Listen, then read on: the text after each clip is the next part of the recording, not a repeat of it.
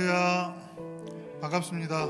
한 주간 어떻게 잘 보내셨나요? 오늘 반가운 얼굴 여기 나오셨네요. 우리 사랑하는 조은영 권사님 몸이 많이 아프셔서 고생했는데 성도들 열심히 기도했습니다. 그래서 이제는 갈비뼈 이제 잘 아무셔서 더 이전보다 더 강건해지기를 기도드리겠습니다. 우리 김성구 권사님 오늘 또 반갑게 나오셨습니다. 너무나 반갑고 사랑합니다. 자, 오늘 이제 우리도 이제 1월 한 달을 보내고 이제 2월을 맞이했습니다. 그래서 새 마음으로 오늘 예배했으면 좋을 것 같고요. 지난 한 주간 좀 어려운 일들 많고 힘든 일이 있어도 오늘 기도하고 찬양하고 교제하면서 또 새 힘 얻으시기를 바라겠습니다. 그리고 오늘 계시록 말씀 은혜롭게 계속 전해주시는데 말씀에 깨닫는 기쁨들이 우리 마음속에 가득해서 우리가 오늘 하루를 통해서 온전히 회복되고 기쁜 마음으로 돌아가는 오늘 하루 되시기를 바라겠습니다. 자, 오늘은 특별히 2월의 찬양, 이제 충만이라는 찬양인데요. 예수님의 이름으로 우리 마음속과 모든 것들이 충만하기를 바라는 찬양입니다. 우리 오늘 이 찬양 한번 같이 배워보면서 예배로 나아가도록 하겠습니다. 자, 충만 찬양입니다. 무명이어도 공허하지 않는 것은 무명이어도 공허하지 않는 것은 예수 안에 배워봅시다. 가난하여도 부족하지 않는 것은 예수 안에 오직 나는 부요함이라. 고난 중에도 견뎌낼 수 있는 것은 고난 중에도 견뎌낼 수 있는 것은 주에게 믿기 때문에. 아멘. 실패하여도 일어설 수 있는 것은 예수 안에 오직 나는 승리함이라. 난 예수로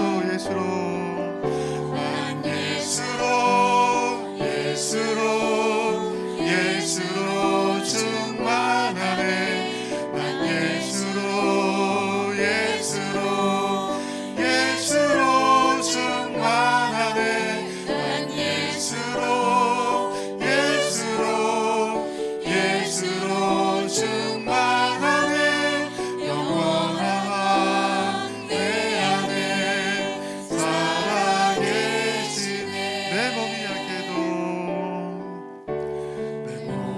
약해도 낙심하지 않 예수 안에 완전합니다. 화려한 세상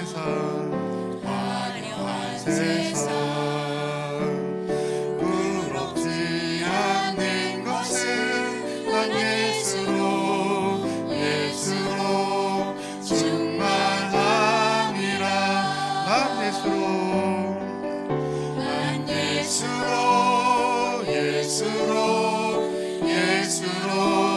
충만하네.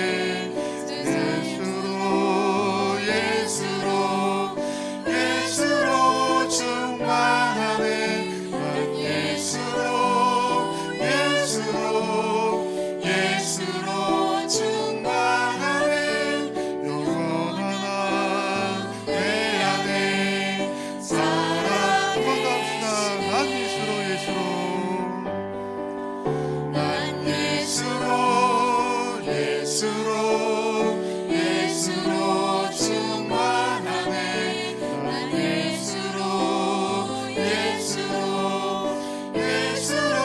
충만하네. 난 예수로 충만하네. 영원한 내 안에 살아계시네.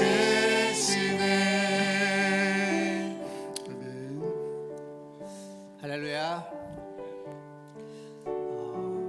방금 찬양했던 가사를 보면 예수로 충만하네 라고 하죠.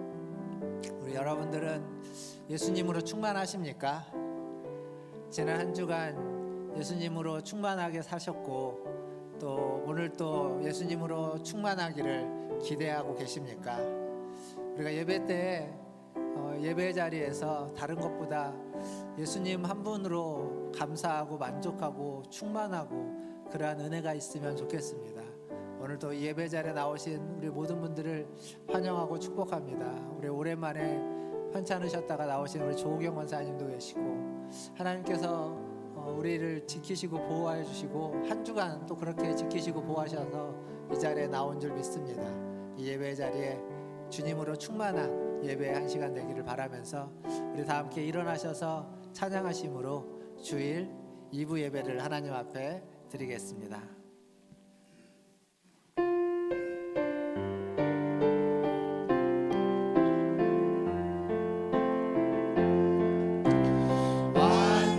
완전하신 나의 주, 그의 길로 날 인도하소서. 행하신 모든 일 주님의 영광 다 경배합니다. 예배합니다. 찬양합니다. 주님만 날 다스리소서. 예배합니다. 찬양합니다. 주님 홀로 높임 받으소서. 하나님이여, 주는 나의 하나님이시라. 내가 주의 날개 그늘에서 즐겁게 부르리이다. 아멘. 나의 하나님 되시는 하나님, 오늘도 하나님을 찬양하며 하나님을 예배합니다.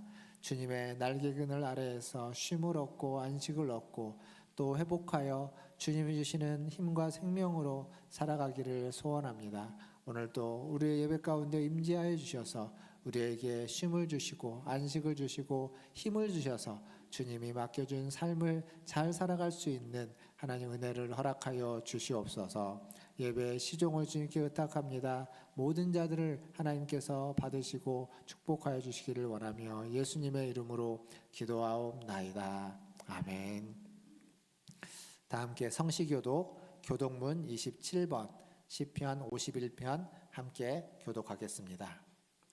하나님이여, 주의 인자를 따라 내게 은혜를 베푸시며 주의 많은 긍휼을 따라 내 죄악을 지워 주소서.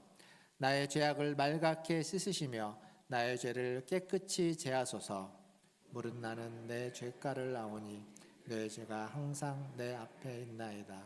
내가 주께만 범죄하여 주의 목전에 악을 행하였사오니 주께서 말씀하실 때 의로우시다 하고 주께서 심판하실 때 순전하시다 하리이다. 내가 죄악 중에서 출생하였으며 어머니가 죄 중에서 나를 잉태하였나이다. 우슬초로 나를 정결하게 하소서. 내가 정하리이다. 내가 눈보다 하리이다. 하나님이여, 내 속에 정한 마음을 창조하시고 내 안에 정직한 영을 새롭게 하소서. 아멘. 다 함께 사도신경으로 신앙을 고백하겠습니다. 전능하사 천지를 만드신 하나님 아버지를 내가 믿사오며 그 외아들 우리 주 예수 그리스도를 믿사오니 이는 성령으로 잉태하사 동정녀 마리아에게 나시고 본디오 빌라도에게 고난을 받으사 십자가에 못 박혀 죽으시고 장사한 지 사흘 만에 죽은 자 가운데서 다시 살아나시며 하늘에 오르사 전능하신 하나님 우편에 앉아 계시다가 저리로서 산자와 죽은 자를 심판하러 오시리라. 성령을 믿사오며 거룩한 공회와 성도가 서로 교통하는 것과 죄를 사하여 주시는 것과 몸이 다시 사는 것과 영원히 사는 것을 믿사옵나이다. 아멘. 다 함께 앉으셔서 찬양하신 후에 가인구 장로님 나오셔서 기도해 주시겠습니다.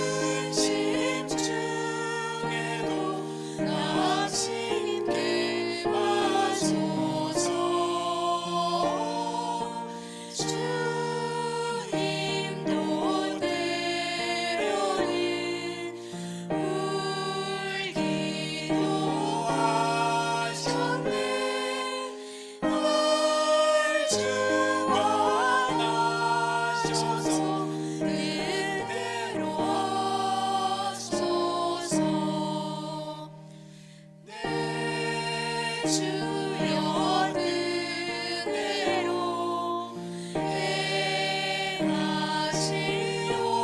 행하시옵소서. 모든 일들을 다 주께 맡기고 저 천성 향하여 고요히 가리니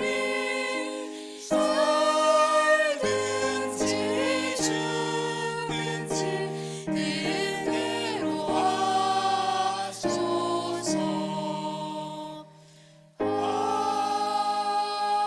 아멘.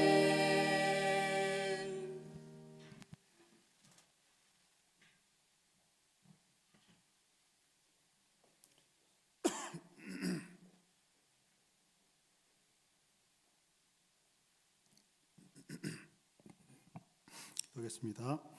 무엇보다도 뜨겁게 서로 사랑할지니 사랑은 허다한 죄를 덮느니라. 아멘. 사랑과 평화 자비의 하나님 참 감사합니다. 죄 많고 어리석고 허물 많은 우리를 사랑해 주시고 하나님의 자녀 삼아 주셔서 이 거룩한 주일 하나님을 예배하는 거룩한 예배자로 불러주시는 은혜에 감사드립니다. 비록 부족하지만 하나님의 말씀을 기억하며 주 앞에 나 머리 숙여 주님을 예배합니다. 우리의 죄와 허물을 사하여 주시고 두려움과 어두움에서 건져 주시옵소서. 이 시간 온 성도들의 마음이 주님 한 분을 향하여 찬양과 경배와 감사를 올려드리오니 말씀과 성령의 능력으로 우리 모두를 새롭게 하여 주시옵소서. 2024년 1월을 보내고 2월 첫 주일을 맞이했습니다. 6월 한 달도 주님의 은혜 가운데 성도들의 가정을 지켜주셔서 어려움 당치 않게 하시고 믿음 안에 풍성한 열매들이 가정마다 넘치게 하여 주시옵소서. 특별히 몸이 아픈 성도들을 위해 기도합니다.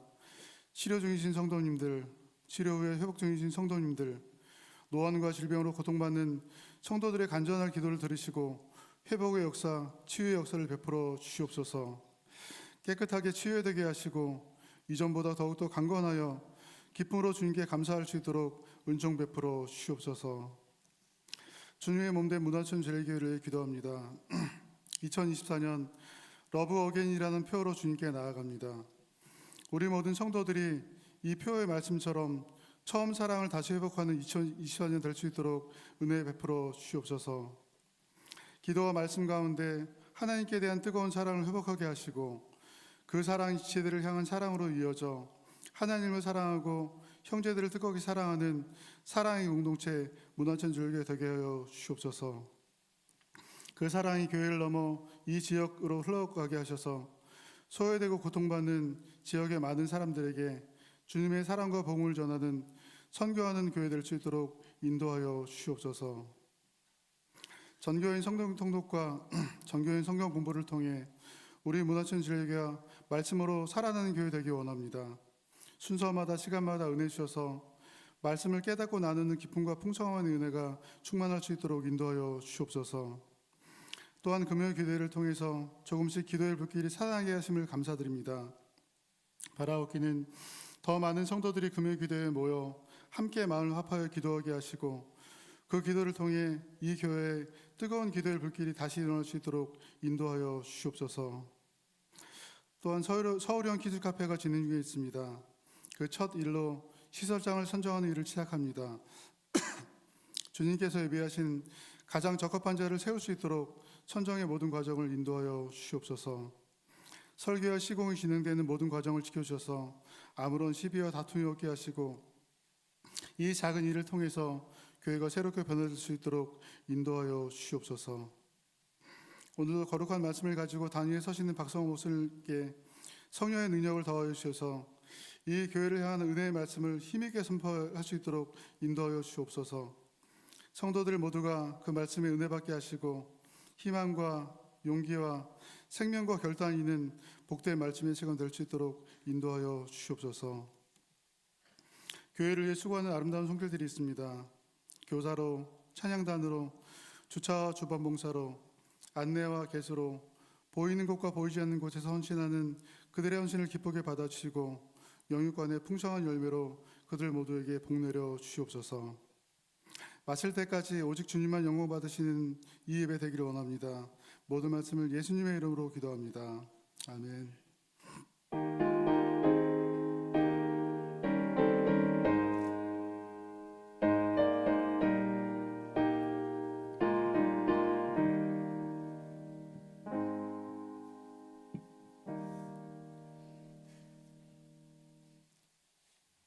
예, 교회 소식 전해드리겠습니다. 여러분 주보 안에 보시면 삽지로 개인정보 수집 이용 동의서라는 게 있습니다. 저희가 이제 코로나 때 그동안 계속 요람을 못 만들었는데 올해 지금 요람을 제작을 하려고 합니다. 근데 이제 그러다 보니까 요즘 이 개인정보 동의서가 없이는 안 된다고 그래서 여러분들에게도 개인정보 동의를 좀 받고자 여기 쭉 읽어보시고 아래에 동의함에 체크해 주시고 그리고 날짜와 성함 사인해서 저 뒤편에 그 함이 배치되어 있는데 거기다가 제출해 주시거나 아니면 헌금 하실 때 그 헌금할 때 같이 내어 주시면 감사하겠습니다. 이 개인정보 수집 이용 동의서 꼭 제출해 주시고 그리고 여러분들의 동의를 받아서 요람을 좀 제작하려고 합니다. 그렇게 협조해 주시면 감사하겠습니다. 그리고 이제 4주차 성경 통독입니다. 이제 벌써 출애굽기 말씀 17장에서 40장까지 이번 주 통독을 하고요. 아마 이제 통독하시는 분들은 맥체인으로 하시는 분들은 맥체인 또 순서에 따라서 통독을 진행해 주시면 감사하겠습니다. 돌아오는 이제 주중에 설 연휴 기간이 있죠. 그래서 설 연휴 기간 동안 이제 여러 가지 안내가 있습니다. 돌아오는 금요일 날 금요 기도회 하고 또 다음 주 주일 날 주일 오후 예배는 연휴 중에 없습니다. 그래서 기억해 주시고 하지만 다음 주 주일 날 주일 예배는 있습니다. 꼭 예배는 있다라는 거 기억해 주시기를 바라겠고요. 오후 예배가 없기에 설 연휴 기간에는 주일 점심 식사도 또 제공되지 않습니다. 착오 없으시길 바라겠습니다. 더불어서 설 명절 가정 예배를 드리는 분들을 위해서 가정 예배지가 본당 뒤편에 배치되어 있습니다. 예배 마치시고 가실 때 필요한 만큼 필요한 수량만큼 가져가 주시기를 바라겠습니다. 그리고 오늘 중식은 또 이일순 권사님께서 대접해 주십니다. 감사합니다. 그 교회 소식 아래에 보시면 이 장로님 기도도 있지만 서울형 키즈 카페 작년에 저희가 이제 재직회를 통해서도 통과하고 또 했던 서울형 키즈 카페가 이제 구청하고 차곡차곡 준비되어져 가고 있는데 먼저 시설장을 좀 채용을 해야 됩니다. 실제로 이제 업무를 시작하는 기간은 아마 한 여름 정도 될 건데 미리 좀 채용을 해서 그분하고 이제 준비하는 과정에서 좀 구해서 의논을 할 게 있어서 시설장을 채용 공고를 냈습니다. 여기 보면 중요한 건 자격 조건에 사회복지사 1급 혹은 2급 자격을 가지고 7년 이상 경력이 있는 사람 또 보육교사 1급을 가지고 7년 이상 경력이 있는 사람들이 대상이 됩니다. 혹 여러분들 중에 대상이 되는 분이 있다면 또 자원해 주시길 바라겠고요. 또 주변에 또 좋은 시설장으로서 섬기실 수 있는 좋은 분이 있다면 또 추천해 주시면 감사하겠습니다. 아래에 보시면 제출하는 서류와 또 기간 그리고 메일 주소가 있습니다. 참고해 주시고 궁금한 게 있으면 교회로 문의해 주시기를 바라겠습니다. 다른 광고 자세한 것 주보를 참고해 주시고요. 하나님 말씀 보겠습니다. 오늘 우리에게 주신 하나님 말씀은 요한계시록 13장 11절에서 18절까지 말씀입니다. 13장 11절에서 18절까지 말씀 저와 한 절씩 교독하도록 하겠습니다.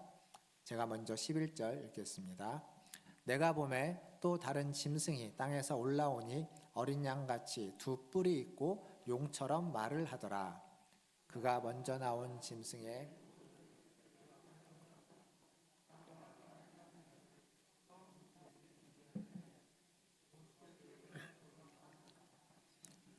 큰 이적을 행하되 심지어 사람들 앞에서 불이 하늘로부터 땅에 내려오게 하고 짐승 앞에서 받은 바 이적을 행함으로 땅에 거하는 자들을 미혹하여 땅에 거하는 자들에게 이르기를 칼에 상하였다가 살아난 짐승을 위하여 우상을 만들라 하더라.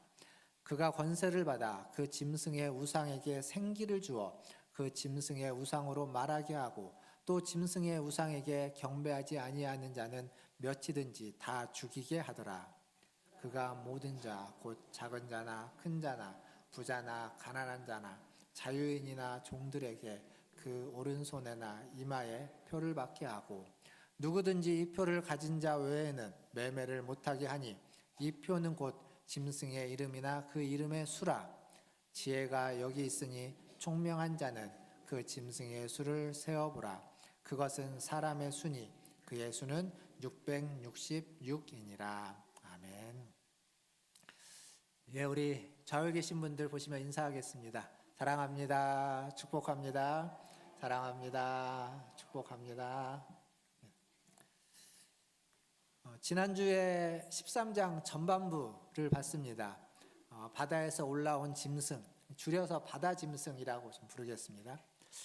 이 바다 짐승이 강력한 국가 권세, 권력을 의미하기도 하면서 동시에 그리스도를 흉내내는 어떤, 지난번에 이제 제가 짝퉁 그리스도 이렇게 얘기했죠. 그리스도를 흉내내는 존재라고 했습니다.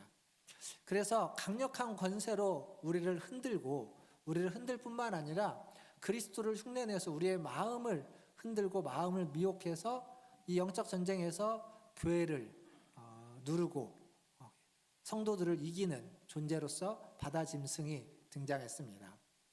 오늘은 이제 이 바다 짐승에 이어서 그 뒤에 나오는 땅에서 올라온 짐승, 땅의 짐승에 대한 이야기를 할 겁니다. 근데 가만히 보면 이 13장에 땅의 짐승이 있고 바다의 짐승이 있고 12장에는 용이 등장합니다. 즉 용과 바다 짐승, 땅의 짐승, 이 세 짐승을 지난주에 제가 뭐라고 말씀드렸냐면 하나님을 흉내내는, 하나님을 그리고 예수님을, 성령님을 흉내내는 존재들이다, 그렇게 말씀을 드렸습니다.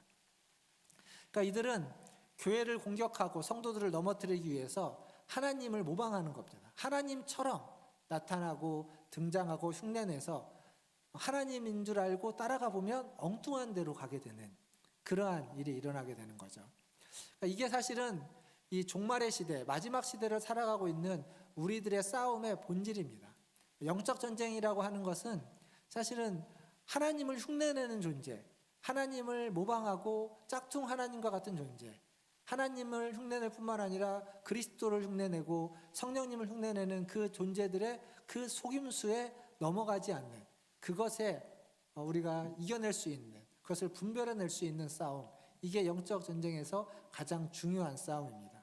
오늘은 이 땅에서 올라온 이 짐승에 대한, 그 짐승이 무엇을 상징하는지, 그리고 그가 어떠한 일을 하고 있는지, 그리고 이제 우리가 계시록 하면은 항상 관심이 있는 666에 대해서, 666에 대해서 좀 같이 생각해 보려고 합니다. 1부 때 말씀을 전하다 보니까 쭉 풀어서 얘기하니까 시간이 좀 길게 되더라고요. 2부 때는 좀 더 줄여서 요지만 이야기를 드리겠지만 조금 평소보다 약간 길어질 수도 있습니다. 집중해서 좀 들어주시면 더 좋겠습니다. 자, 먼저 오늘 본문 11절과 12절을 한번 같이 읽어보도록 하겠습니다. 11절, 12절입니다. 같이 읽겠습니다. 내가 보매 또 다른 짐승이 땅에서 올라오니 어린 양같이 두 뿔이 있고 용처럼 말을 하더라. 그가 먼저 나온 짐승의 모든 권세를 그 앞에서 행하고 땅과 땅에 사는 자들을 처음 짐승에게 경배하게 하니 곧 죽게 되었던 상처가 나은 자니라. 아멘.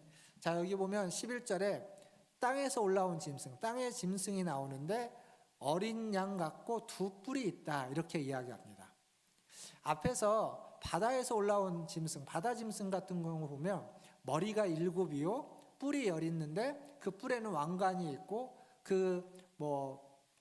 머리는 어떻고 몸은 곰이고 표범이고 입은 사자와 같고 이런 식의 좀 굉장히 화려한 묘사를 하고 있습니다. 근데 그에 비해서 지금 땅에서 올라온 이 짐승은 굉장히 소박합니다. 어린 양 같고 두 뿔이 있다. 그러니까 굉장히 단촐하고 소박해요. 근데 이어서 뭐라고 이야기하냐면 용처럼 말을 하더라.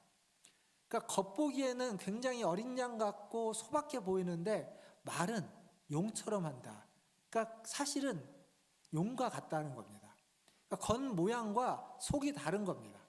겉은 차분하고 얌전하고 소박하지만 그 속은 악하고 무서운 용과 같은 존재. 그게 바로 땅에서 올라온 짐승이다라는 거죠. 겉과 속이 다른 존재입니다. 순박해 보이고 소박해 보이고 순진해 보이지만 실상은 용처럼 무섭고 악한 존재, 거짓과 악을 말하는 그러한 존재라는 겁니다. 요한계시록에서 이런 존재를 표현하는 다른 단어가 하나 더 있습니다. 그게 뭐냐면 거짓 선지자라는 단어입니다. 그러니까 이 땅의 짐승은 겉모양으로는 구분하기 어려운 거짓 선지자를 상징하는 존재입니다. 계시록에서 그렇게 등장하죠. 거짓 선지자, 반대는 참 선지자겠죠. 참 선지자, 거짓 선지자, 혹은 참 목자, 거짓 목자를 구분하는 기준은 뭐가 있을까요? 어떤 기준으로 참 목자와 거짓 목자를, 참 선지자와 거짓 선지자를 구별할 수 있겠습니까? 예전에 한참 이제 80년, 90년대 때 그 목회자들에게 있어서 참 목자와 거짓 목자, 사꾼 목자를 구별하는 기준으로 논란이 되었던 것 중에 하나가 뭐냐면 청빈이었습니다. 청빈. 가난해야 된다. 목회자는 부하면 안 된다. 청빈. 그에 반해서 그렇지 않다. 깨끗한 부자, 청부도 가능하다라고 해서 청빈과 청부와 관련된 논쟁이 80년대, 90년대에 있었습니다. 어떨까요? 가난한 자는 참 목자이고 부한 자는 거짓 목자일까요? 그런 걸로 구분할 수 있는 게 아닙니다. 가난하냐 부하냐로 참과 거짓을 구분할 수 있다면 우리는 다 참이고 부자들은 다 거짓이어야 됩니다. 그러나 그렇지 않습니다. 참과 거짓을 구별하는 건 외형적인 것, 가지고 있는 것, 겉으로 드러나 있는 것으로 구별할 수 없습니다. 그렇다면 뭘로 구별할 수 있을까? 오늘 이 말씀에서 이야기하고 있는 건 구별할 수 있는 하나의 시금석 같은 것을 이렇게 제시하고 있습니다. 외모, 모양이 아니라 그가 하는 말이라는 겁니다. 외모, 모양은 어린 양과 같지만 그의 말이 용처럼 말하고 있다면, 용처럼 이야기하고 있다면, 그리고 용처럼 악한 것들을, 거짓된 것들을 말하고 있고 부정적인 것들을 말하고 있고 그렇게 행동하고 있다면 그것은 거짓 선지자다라고 이야기하는 겁니다. 용처럼 말하고 행동한다. 이건 뭐냐? 앞에서 용에 대한 이야기, 그리고 바다에서 올라온 바다 짐승에 대한 이야기를 통해서 말할 수 있는 건 이런 겁니다. 예수님을 믿는다는 것이, 예수님을 믿는 믿음을 통해서 이 땅에서의 어떤 우리의 힘과 권력과 또 보물들을 얻게 하고, 그리고 예수님을 믿는 것을 통해서 더 강하고 풍요롭고 윤택하고 인생의 어떤 안락함만을 제공해주는, 즉 그렇게 어떤 부요와 풍요를 이야기하지만 그에 반해서 그리스도의 십자가와 고난과 희생은 이야기하지 않는 그러한 말, 그러한 가르침, 이것들이 거짓 선지자의 말이고 거짓 선지자의 가르침이다라는 겁니다. 사실 세계에 이제 수많은 그 이단들이 있죠. 이단들이 굉장히 많습니다. 근데 우리나라에 참 이단들이 많이 있습니다. 근데 이렇게 이단들이 많게 된 데에는 교회의 잘못이 크다고 말할 수 있습니다. 교회의 잘못하면 두루뭉실하니까 좀 더 구체적으로 이야기하면 교회에서 말씀을 가르치는 자들, 목회자들의 잘못이 가장 클 겁니다. 그럼 무슨 얘기냐면 목회자가 성도들을 신학적으로 잘 양육해야 되는데 그러지 못하고 목회자에게 순종할 것만을 강조하고 말씀을 읽고 기도하게 하지만 그 모든 것들이 목회자의 말에 순종하기 위한 그러한 성도들을 양육하고 그런 성도들을 키워냈기에 옳고 그름을 분별하지 못하게 되는, 이단의 가르침이 옳은 가르침인지 그른 가르침인지 참인지 거짓인지를 제대로 분별하지 못하도록 했다라는 겁니다. 그로 말미암아서 한국교회 성도들은 잠재적으로 다 이단에게 넘어갈 수밖에 없는 그러한 위험에 처해 있습니다. 생각해 보시면 이단에 빠져서 한 몇 개월 열심히 공부한 사람하고 교회를 10년, 20년, 30년 다닌 사람하고 이야기를 하면 누가 이길까요? 이단에 빠진 사람이 이깁니다. 왜냐하면 우리는 신앙생활을 10년, 20년, 30년 했지만 여전히 성경에 대해서도 잘 모르고, 그리고 확신도 없고 교리에 대해서 잘 모르고 신학적인 지식이 너무 빈약합니다. 그냥 신앙생활을 열심히 했고 예배가 좋고 기도가 좋고 찬양이 좋고 그런 게 좋아서 교회를 열심히 나오긴 했지만 성경에 대해서 신학에 대해서 너무도 잘 모르기 때문에 몇 개월 공부한 사람과 얘기를 하면 그 사람의 얘기를 이길 수 없습니다. 그것이 바른 얘기인지 그런 얘기인지 구분하지 못하고 있다는 겁니다. 설 연휴가 끝나고 나면 이제 2월달 셋째 주부터 한 5주 정도 우리 교회 전 교인이 함께 좀 소그룹으로 성경 공부라는 걸 좀 하려고 합니다.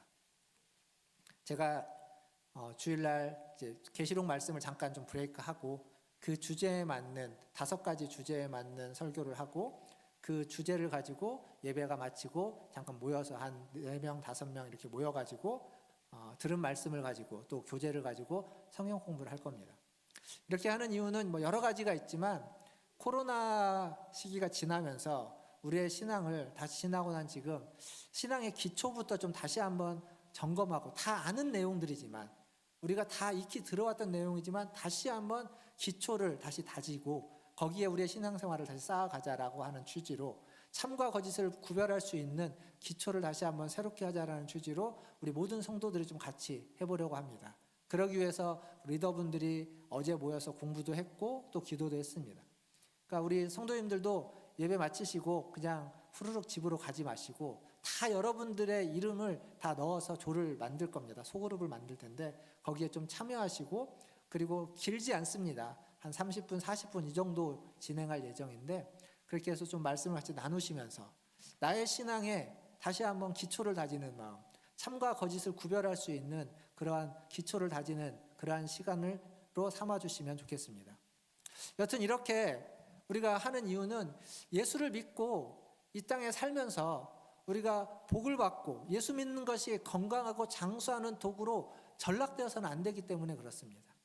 예수 믿는 것이 우리가 하나님을 믿고 사는 것이 그냥 하나의 종교여서 내가 더 오래 살고 건강하고 풍요롭고 잘 살기 위한 목적으로 예수 믿는 것이 변질된다면 그건 진정한 예수 믿는 것이 아니기 때문에 진정으로 예수 믿는 것이 무엇인지 그리스도의 고난에 참여하면서 그리스도를 따라가는 것이 무엇인지를 다시 한번 우리는 점검해야만 합니다. 그리고 참과 거짓을 구별할 수 있는 그러한 믿음을 가져야만 하는 겁니다. 우리 시간들을 통해서 여러분들의 신앙 가운데 참과 거짓을 구별할 수 있는 그러한 신앙이 자리 잡고 그러한 기준이 잘 세워지기를 주님의 이름으로 축원드립니다. 그럼에도 불구하고 거짓 선지자를 구별하기 어려운 이유가 있습니다. 그건 뭐냐면 거짓 선지자들이 보여주고 있는 이적과 기적, 기사 때문에 그렇습니다. 자, 오늘 우리가 읽었던 말씀 13절을 한번 보겠습니다. 13절 같이 한번 읽겠습니다. 시작. 큰 이적을 행하되 심지어 사람들 앞에서 불이 하늘로부터 땅에 내려오게 하고. 자, 여기 큰 이적을 행하는데 그게 뭐냐면 하늘로부터 불이 땅에 내려오는 이적입니다. 거짓 선지자가 행하는 이적인데 하늘에서 불이 땅에 내려온다? 이거 어디서 본 그림 아닙니까? 성경에 나오죠. 구약에 보면 엘리야 선지자가 갈멜산에서 기도했을 때 하나님이 하늘에서 불을 땅에 내립니다. 구약에는 그런 사건이 있지만 신약에 가보면 오순절 마가의 다락방에서 성령이 임할 때 거기에 모여있는 모든 사람에게 불이 임하는, 불과 같은 성령이 임하는 그러한 사건이 또 있습니다. 지금 그러한 사건을 떠올리게 하는 겁니다. 심지어 15절에 가면 이 짐승의 우상을 만드는데 그 우상에게 생기를 주어서 그 우상이 말하고 행동하게 한다라고 하는 말씀이 있죠. 그때 그 생기가 여기 헬라어로 푸뉴마라는 단어를 쓰고 있는데 이 말은 뭘 지칭할 때 쓰는 말이냐면 성령님을 지칭할 때 쓰는 말입니다. 그러니까 성령님을 지칭하는 단어, 성령님의 생기를 지칭하는 단어를 우상에게 생기를 부어넣는 것과 같은 단어를 사용함으로써 이 우상, 이 땅의 짐승들이 하는 그 일이 성령님의 일을 그대로 흉내내고 있다는 겁니다. 성령님의 일을 하늘에서 불이 떨어지는 역사, 그리고 성령님이 회복하고 생기를 불어넣어서 살리는 역사를 그대로 모방하고 흉내내고 있습니다. 이러니 사람들이 속지 않을 수 없는 겁니다. 그냥 말로만 말로만 하면은 우리가 좀 더 분별할 수 있고 안 속을지도 모르겠지만, 그러나 그 말과 버금가는 기적이, 이적이 나타나는 겁니다. 하나님만 할 수 있다고 생각하는, 성령님만 할 수 있다고 생각하는 그것들이 사람들 눈앞에서 일어나고 벌어지고 있는 거예요. 그걸 가지고 우리를 미혹하고 있는 겁니다. 그래서 우리가 속아 넘어가는 겁니다. 여러분들 이단에 안 넘어갈 것 같죠? 그렇지 않습니다. 우리는 이단에 쉽게 넘어가는 경우들이 참 많습니다. 우리가 신앙 가운데 제대로 신앙적으로 온전히 서 있지 않으면 나는 안 넘어갈 거라고 다짐하지만 그렇지 않습니다. 너무도 쉽게 넘어가는 모습들을 우리는 주변에서 많이 볼 수 있습니다. 여러분 주변에도 혹시 이단에 빠진 분들이 있다면 그럴 거라고 생각 안 했던 분들이 이단에 넘어가는 경우들이 굉장히 많다는 겁니다. 그건 그들이 하고 있는 말만이 아니라 이적을 보여주기 때문에, 뭔가 특별한 것들을 보여주기 때문에 그렇습니다. 근데 그 특별한 것이 우리는 주의해야만 하는 것이라는 겁니다. 하늘에서 불이 떨어지는 것, 그게 다 성령의 역사는 아닙니다. 다른 종교에도요, 다른 종교에도 그런 역사들이 일어납니다. 다른 종교에도 신비한 일들이 일어나고 기적과 같은 일들이 있습니다. 기독교에만 있는 게 아니라는 겁니다. 근데 그걸 구별하지 못하면 우리가 그것도 다 똑같다고 생각하는 거죠. 성경에 보면 출애굽 때 모세가 그 10가지 재앙을 바로 앞에서 행할 때 애굽의 술사들도 모세가 행했던 것과 비슷한 일들을 그 앞에서 똑같이 했습니다. 그런 능력이 있고 그런 기적들이 일어나는 겁니다. 그럼에도 불구하고 우리가 그것들을 구별할 수 있어야 되겠죠. 거짓 기적과 참 기적을, 거짓 성령의 역사와 참 성령의 역사를 구별할 수 있는 우리만의 어떤 노하우와 기준은 필요할 겁니다. 성령님은 어떤 데 역사하느냐? 성령님은 상한 심령을 어루만지신다는 겁니다. 성령님은 우리의 쓴뿌리들을 제거해 주십니다. 성령님은 역사를 통해서 죄와 악으로부터 우리를 멀리하게 만들고 우리의 욕심과 욕망을 제어해 주시는 겁니다. 우리의 자아를 죽이게 만드는 겁니다. 우리의 자아를 실현시키게 만드는 것이 아니라 우리의 죄된 자아를 죽이고 우리 안에 그리스도가 살아나도록 하는 역사, 그게 성령님의 역사입니다. 그러나 같은 역사여도 성령님이 아닌 거짓 선지자들의 역사는 이를 부추기는 겁니다. 욕심과 욕망을 부추기고 우리가 가지고 있는 그 기적을 통해서, 능력을 통해서 지금보다 좀 더 많은 것들과 큰 것들과 또 나의 꿈과 나의 소망을 이루려고 하는 그런 우리 안에 있는 욕심과 욕망을 부추김으로써 그것을 이루는 데 있어서 수단과 방법을 가리지 않도록 하는 그러한 역사를 일으키는, 이러한 역사는 성령의 역사가 아니라 거짓 선지자들의 역사라고 볼 수 있습니다. 구별할 수 있어야 됩니다. 예수님이 이러한 일에 대해서 미리 경고하셨습니다. 마가복음 13장에 가면 21절부터 23절 말씀에 이렇게 예수님이 말씀하셨습니다. 같이 한번 읽어보겠습니다. 21절입니다. 그때 어떤 사람이 너희에게 말하되 보라 그리스도가 여기 있다, 보라 저기 있다 하여도 믿지 말라. 거짓 그리스도들과 거짓 선지자들이 일어나서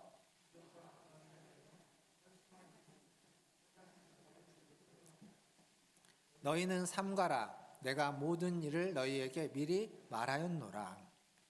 너희는 삼가라. 너희는 속지 말라라는 겁니다. 예수님이 뭐라고 얘기합니까? 거짓 그리스도들과 거짓 선지자들이 이적과 기사를 행해서 할 수만 있으면 너희를 미혹하려고 한다. 할 수만 있으면 너희를 미혹해서 넘어뜨리려고 한다는 겁니다. 사랑하는 성도 여러분, 신앙에 있어서 체험은 굉장히 중요합니다.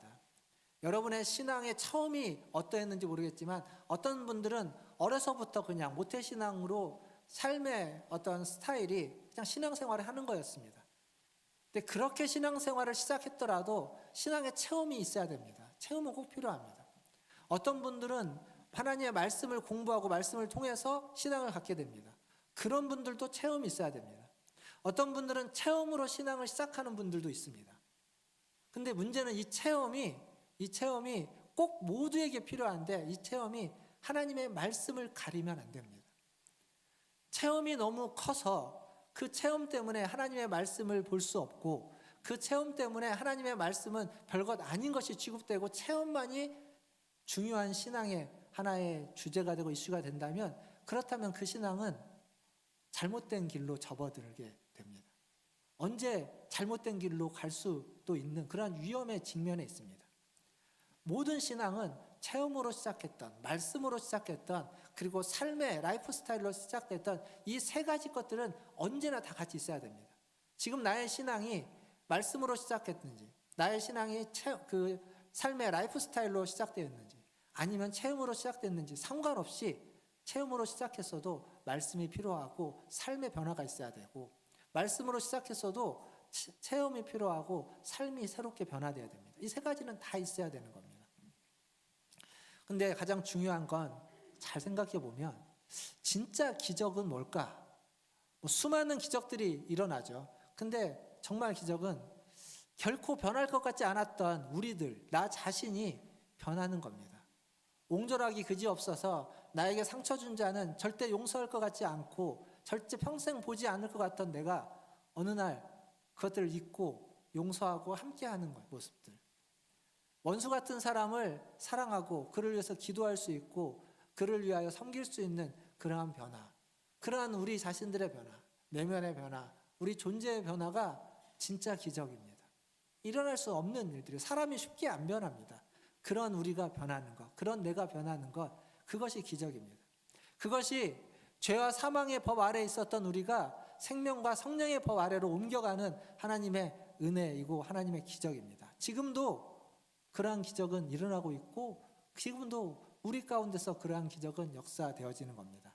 사랑하는 성도 여러분, 이러한 이적과 기적을 경험하시고 이러한 이적과 기적의 증인들이 되는 우리 문화촌 제일교회 성도님들 다 되시기를 주님의 이름으로 축원드립니다. 자, 이제 막 열심히 달려왔고 이제 666에 대한 이야기를 하려고 합니다. 자, 666에 대한 말씀은 16절에서 18절까지인데 같이 한번 다시 읽어보도록 하겠습니다. 16절에서 18절까지 같이 읽겠습니다. 그가 모든 자, 곧 작은 자나 큰 자나 부자나 가난한 자나 자유인이나 종들에게 그 오른손에나 이마에 표를 받게 하고, 누구든지 이 표를 가진 자 외에는 매매를 못하게 하니, 이 표는 곧 짐승의 이름이나 그 이름의 수라. 지혜가 여기 있으니 총명한 자는 그 짐승의 수를 세어보라. 그것은 사람의 수니 그의 수는 666이니라. 자, 여기 이제 666이 나옵니다. 666. 그리고 여기에 보면은 16절과 17절에 표라는 게 나옵니다. 그러니까 이 666이 표라는 의미이기도 하고, 이걸 또 뭐 구분해서 여기기도 하는데, 뭐 그런 구분 없이 표에 대해서 먼저 잠깐 생각하고 넘어가 보면, 우리는 어떤 뭐 이마나 뭐에 표가 없죠. 표가 없습니다. 근데 우리는 어떤 식으로 사람들이 이제 표를 하냐면, 그 간혹 보면 이제 여기에 이제 뭐 배지를 차고 있는 분들이 있습니다. 어떤 분들이 여기에 이렇게 배지를 차고 있죠? 예, 맞아요. 국회의원들. 예. 그게 자기가 국회의원이라는, 국회에 속했다라고 하는 표입니다. 그러니까 이 표는 고대 시대에 이마와 오른손에 받는 표는 뭘 상징하냐면, 내가 누구에게 속해 있다, 어디에 속해 있다라는 것을 표현해 주는 표입니다. 지금은 그렇지 않지만 고대 시대에는 굉장히 흔하게 사용되었던, 노예가 있던 시대에는 이 노예가 누구의 주인이 누구인지를 알려주기 위해서 이마와 손등에 그런 표를 했습니다. 노예뿐만 아니라 용병들도 그랬고, 심지어는 신전에서 일하는 사제들도 어떤 신전에 속한 자인지, 속한 사제인지를 보여주기 위해서 이런 표를 받았다고 합니다. 고대 시대에는 흔했던 거예요. 근데 오늘 말씀해 보면 17절에 뭐라고 되어 있냐면, 이 표를 가진 자 외에는 매매를 못하게 한다. 이 매매를 못하게 한다는 건 사고 파는 것을 못하게 하는 겁니다. 그럼 뭐가 안 되죠? 경제 생활이 안 되는 겁니다. 경제 생활이 안 되는 건 자기가 그냥 살아가는 삶도 굉장히 어렵게 만드는 거지만, 쉽게 말하면 어떤 살아가는 삶을 풍요롭게 하는, 이익을 하고 경제 생활을 하면서 뭔가를 꿈꿀 수 있는 모든 것들이 안 되는 겁니다. 표를 받지 못한 자는 그렇게 한다는 거예요. 근데 여기서 말하고 있는 이 표를 그냥 문자적으로 그 시대 상황으로 딱 가보면, 그 로마가 다스리고 있는 그 시대의 이 표는 황제의 표인데, 특별히 이 표를 받는 자와 받지 않는 자의 차이는, 자유인들은 표를 받지 않습니다. 자유인들은 표가 필요 없어요. 그러나 그 자유인에 속했던 모든 그 하층민들은 표가 필요한데 그리스도인들은 이 황제의 표를 받기를 원치 않았습니다. 안 받으려고 했어요. 그러면 삶이 어려운 겁니다.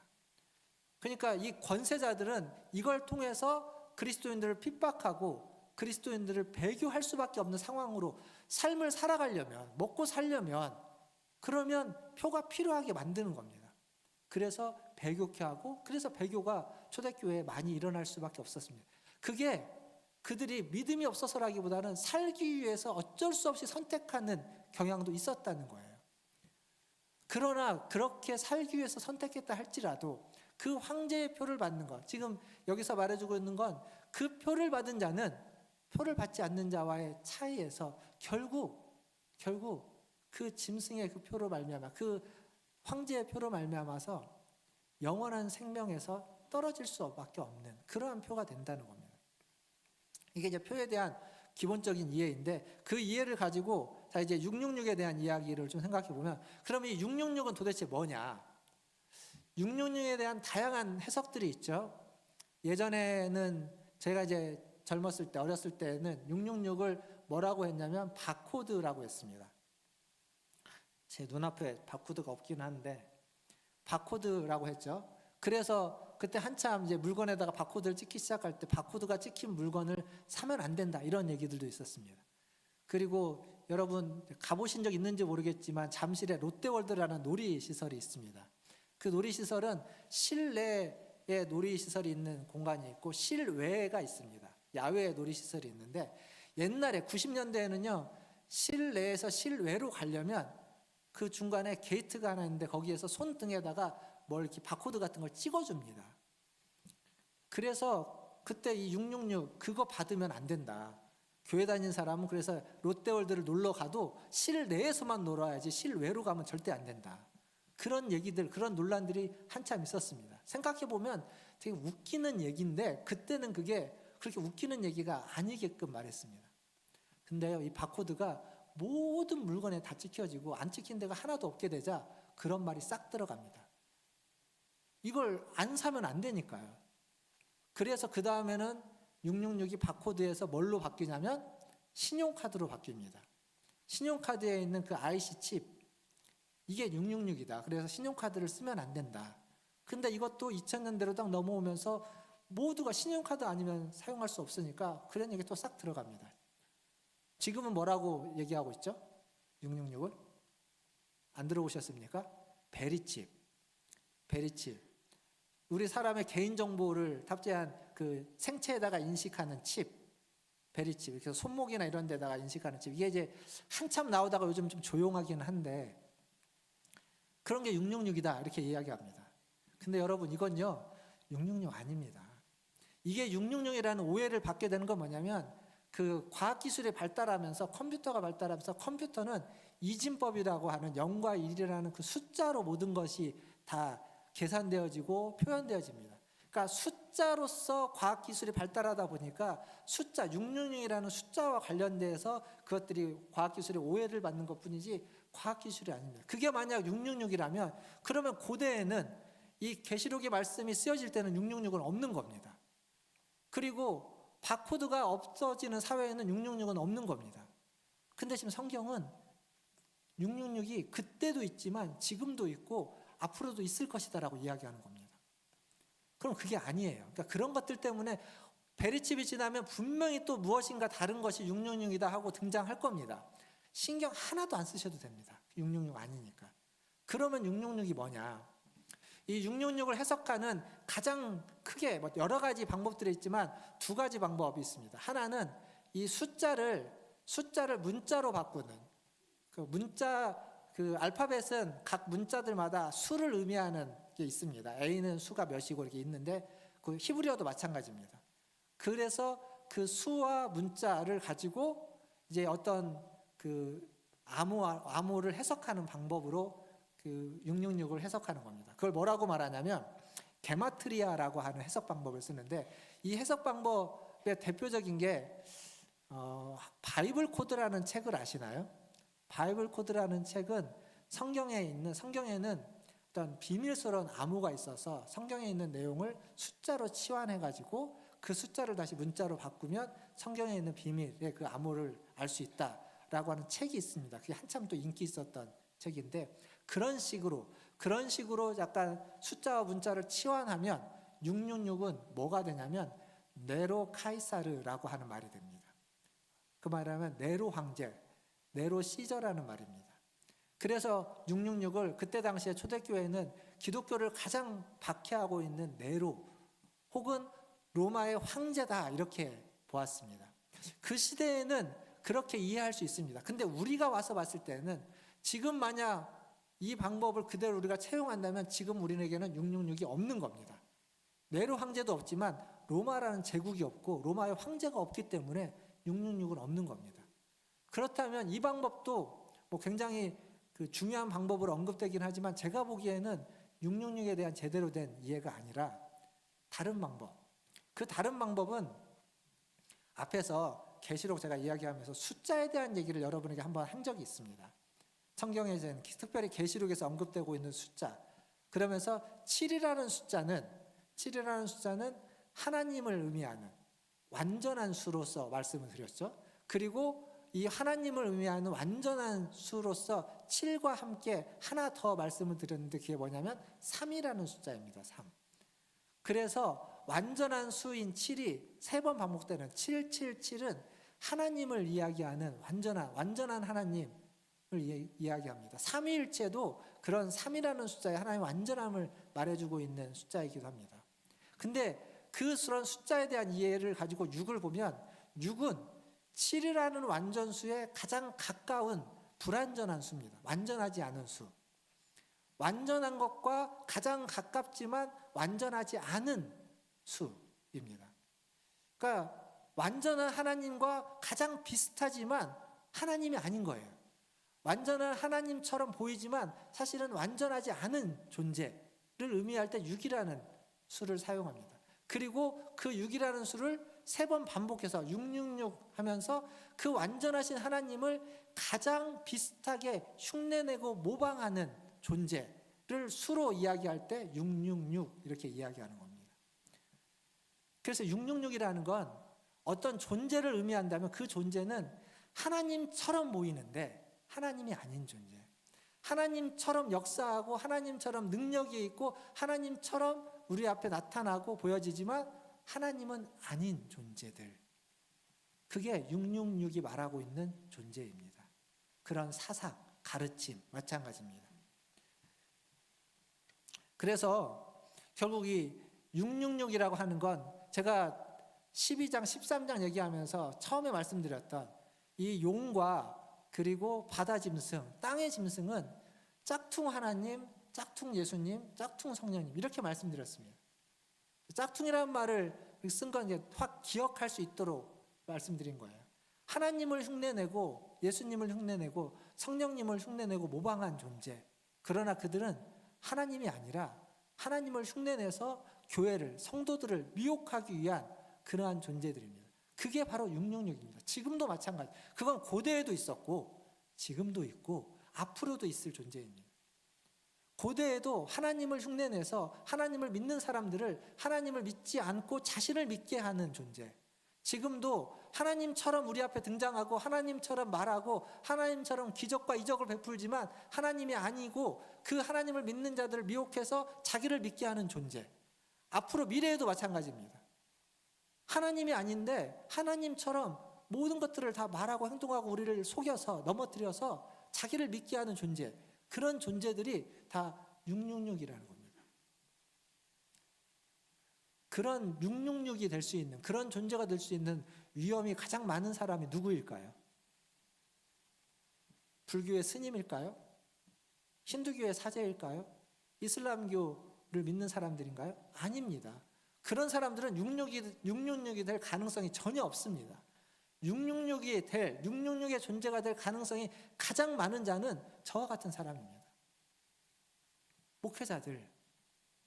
이단들은 확연히 눈에 띄는 사람들이니까 이단의 교주들은 확연히 잘못됐다고 하니까 우리에게는 그렇게까지 위험하게 보이지 않습니다. 하지만 기존 교회 안에서 하나님의 말씀을 가르치고 하나님의 말씀을 전하고 하나님의 뜻을 전하고 신학을 가르치는 자들이 가장 위험한 자들입니다.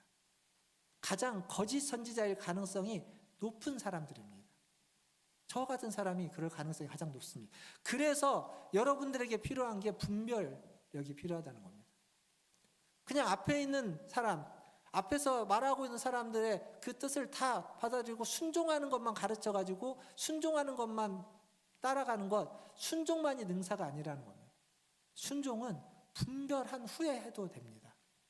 분별하지 못하고 순종하는 건 이단에 빠질 수 있고 거짓 선지자에 넘어갈 수 있는 가능성이 큰 겁니다. 666의 표를 받는다. 구약에 가면 신명기 6장에 가면 쉐마라고 하는 그런 어떤 텍스트가 있습니다. 거기에 가보면 하나님의 말씀을 미간에 그리고 손에 새겨가지고 그 말씀을 보고 그 말씀을 따라서 우리의 삶을 살라고 그렇게 가르칩니다. 율법을 그렇게 가르칩니다. 근데 거기에 미간이 임하죠. 그리고 손등을 이야기합니다. 그러니까 거기에 하나님의 말씀을 새겨서 하나님의 말씀을 두어서 그 말씀을 따라 살아가고 그 말씀을 가지고 말씀에 순종하도록 이야기하고 있는데 지금 계시록에는 그 미간, 이마와 손등에 666이라고 하는 표를 받아서 하나님을 생각해야 되고 하나님의 말씀이 있어야만 하는 자리를 다른 것들로 대치해버리게 만드는 겁니다. 대치할 뿐만 아니라 그 말씀을 따라가지 않고 말씀에 순종하지 않고 잘못된 가르침과 잘못된 교리에 따라가게 만드는 것. 그게 666이라고 하는 존재이고 666이라고 하는 표가 되는 겁니다.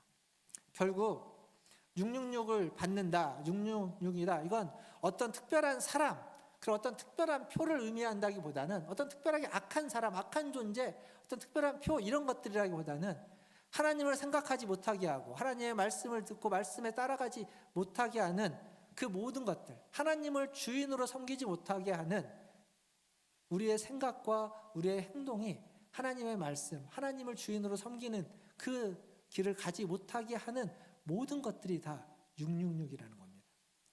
여러분의 삶을 한번 돌아보십시오. 하나님을 섬기고 하나님을 생각하고 하나님을 따라가게 하는 것들이 있지만 그러지 못하게 만드는 것들이 있다면 그 모든 것들이 다 666과 같은 것입니다. 그래서 우리는 그것들을 분별해내는 분별력이 항상 필요합니다. 말씀을 맺겠습니다. 종말의 때 우리는 영적 전쟁을 할 수밖에 없습니다. 이 용과 바다 짐승과 땅의 짐승은 우리를 넘어뜨립니다. 우리를 미혹합니다. 근데 하나님이 이 싸움에서 우리가 잘 싸우기를 원합니다. 그래서 지금 계시록 말씀을 통해서 우리가 싸워야 되는 상대가 어떤 존재인지를 알려주는 겁니다. 손자병법에 그게 있죠. 지피지기면 뭐라고요? 백전백승이 아니라고 제가 여러 번 말씀드렸죠. 지피지기면 백전불태라고. 적을 알면 그 100번 싸워서 100번 지지 않는다는 겁니다. 위태롭지 않아요. 지금 그래서 하나님이 알려주는 겁니다.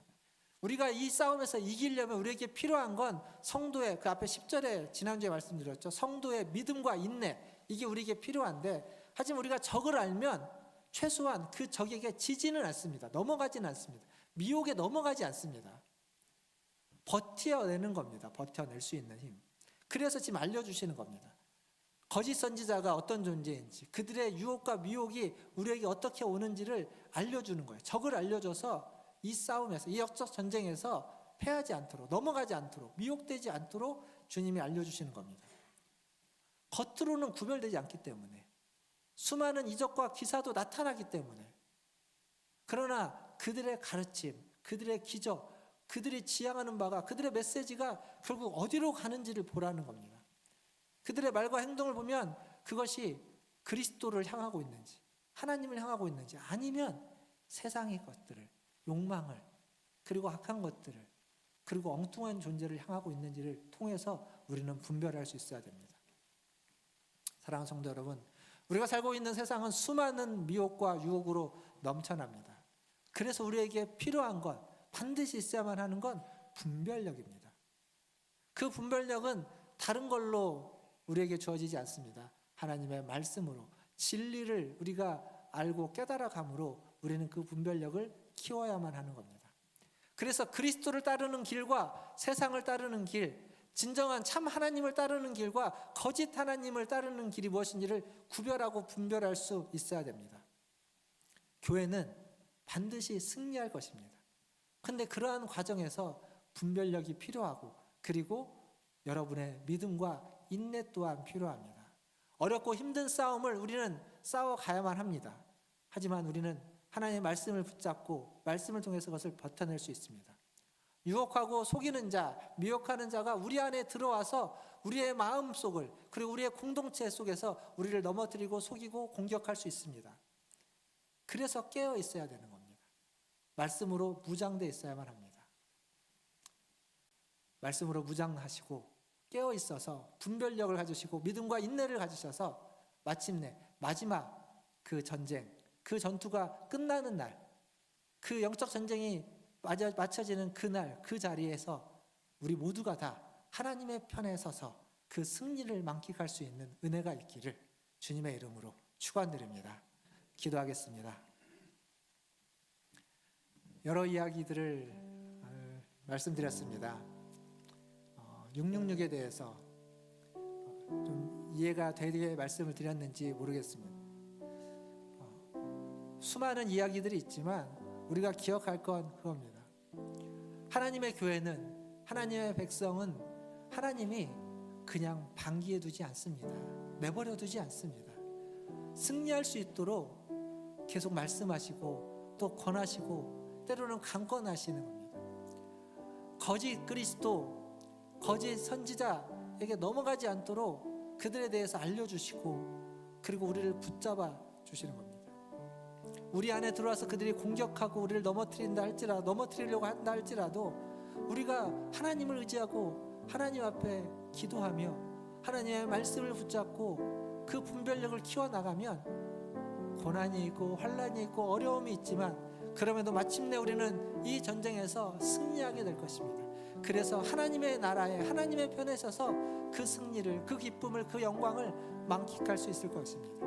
그날까지 하나님 앞에, 하나님 주님의 말씀으로 우리를 무장시켜 주시옵소서. 주의 말씀을 통하여서 분별력을 나에게 주시옵소서. 무엇이 옳고 그른지, 무엇이 참 그리스도이고 거짓 그리스도인지, 무엇이 참 선지자의 말씀이고 거짓 선지자의 말인지를 분별할 수 있는 분별력을 주시고, 이 세상 속에서 수많은 미혹과 유혹을 구별하여서 분별하여서 하나님을 온전히 따라갈 수 있게 하여 주시고, 때로는 넘어져도 다시 일어날 수 있도록 우리를 일으켜 세워 주시옵소서 라고 같이 한 목소리로 기도하며 주님 앞에 나아가겠습니다. 기도하겠습니다. 하나님 아버지, 이 시간 하나님의 자비와 긍휼을 구합니다. 하나님의 말씀을 가지고 하나님 우리가 살아가기를 원합니다.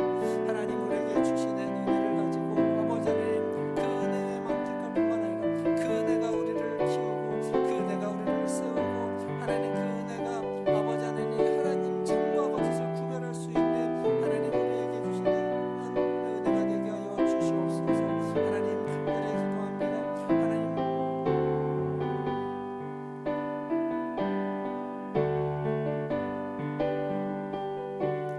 하나님 힘들고 싸움을 싸워가면서 하나님 은혜를 하면서 아버지 하나님께서 우리에게 주시는 이 말씀을 믿게 하여 주시옵소서. 하나님 이 싸움을 싸우기 위해서 우리에게 주셨사오니 하나님 이 말씀을 가지고 하나님 이 싸움을 잘 싸우게 하여 주시옵소서. 하나님 이 싸움에서 승리하게 하여 주시옵소서. 그러면서 우리에게 꼭 필요한 하나님 그 진리를 가지고 분별력을 키우게 하여 주시고, 하나님의 세상과 그리스도의 길을 분별하여 나가게 하여 주옵소서. 하나님, 우리가 주님의 말씀을 듣습니다. 그리고 말씀을 읽고 말씀을 묵상합니다. 그 말씀이 하나님 우리에게 진리를 깨닫게 하여 주시고, 그 말씀과 그 진리가 우리에게 분별력을 주셔서 아버지 하나님, 그리스도의 길이 무엇이고 세상의 길이 무엇인지, 하나님을 따라가는 길과 거짓 선지자, 거짓 그리스도를 따라가는 길이 무엇인지를 분별할 수 있도록 하나님 우리에게 은혜를 베풀어 주시옵소서. 하나님 우리를 지혜롭게 하여 주시고, 아버지 하나님 우리에게 분별력을 주셔서 하나님 어려운 삶을 살아가지만, 고난 가운데 있지만 하나님 힘든 싸움을 버텨낼 수 있는 하나님 그러한 믿음과 인내까지도 하나님 허락하여 주시옵소서.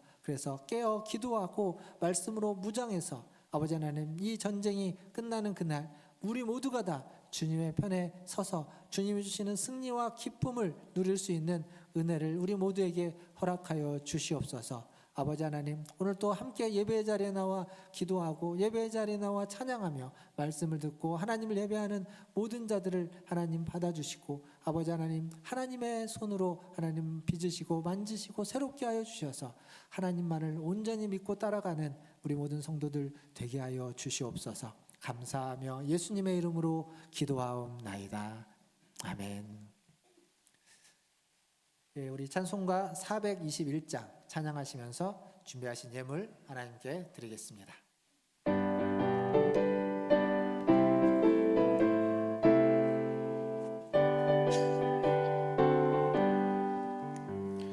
내가 예수 믿고서 죄사함 받아 나의 모든 것 다 면했네. 지금 내가 가는 길 천국 길이요 주의 피로 피로 내 죄가 씻겼네. 나의 모든 것 변하고 그 피로 구속 받았네. 하나님은 나의 구원 되시오니 내게 정죄가 없겠네. 주님 밝은 빛 되사 눈에 지니 나의 모든 것 다 변했네. 지금 내가 주 앞에 온전되됨은 주의 너를 의지하일세. 나의 모든 것 변하고 그 피로 구속 받았네. 하나님은 나의 구원 되시오니 내게 정죄가 없겠네. 내게 성령이 임하고 그 크신 사랑 나의 맘에 가득 채우며 모든 공포 내게서 물리치시네. 내 맘 항상 주 안에 있겠네. 나의 모든 것 변하고 그 피로 구속 받았네. 하나님은 나의 구원 되시오니 내게 3절 정죄가 한번 더 하겠습니다. 다 함께 일어나서 3절. 내게 성령이 임하고 그 크신 사랑 나의 맘에 가득 채우며 모든 공포 내게서 물리치시니 내 맘 항상 주 안에 있겠네. 나의 모든 것 변하고 그 피로 구속 받았네. 하나님은 나의 구원 되시오니 내게 정죄함 없겠네. 기도하겠습니다. 하나님, 주님의 은혜로 주님의 피로 우리를 구원하여 주시고 우리를 새롭게 하여 주시니 감사합니다. 주님께 받은 그 은혜에 감사하여 오늘도 주님을 예배하며 예배에 나올 때 빈손으로 오지 않고 주님께 주신 물질 중 일부를 구별하여 주님께 드렸습니다. 주님 기쁘게 받아주시고 이 물질이 쓰이는 곳에 주님의 뜻이 이루어지며 주님의 나라가 임하며 주님의 이름이 영화롭게 되게 하여 주시옵소서. 더불어서 아버지 하나님, 수많은 거짓 선지자와 같은 가르침들이 하나님 분별되어지고 제거되어지며 온전히 주님을 믿고 따를 수 있는 그러한 은혜가 임하게 하여 주시고, 우리 물질을 드리는 성도들 한 사람 한 사람 그의 삶과 그의 인생길에서도 하나님 언제나 주의 말씀으로 무장하고 깨어 기도하며 아버지 하나님, 세상의 그 미혹과 유혹을 분별할 수 있는 아버지 하나님 그러한 은혜를 더하여 주시옵소서. 하나님을 닮았지만 하나님이 아닌 자, 그리스도를 닮았지만 그리스도가 아니고 성령님의 역사를 흉내내지만 성령님의 역사가 아닌 것들을 분별하여서 바른 삼위 하나님을 따라가고 믿어가며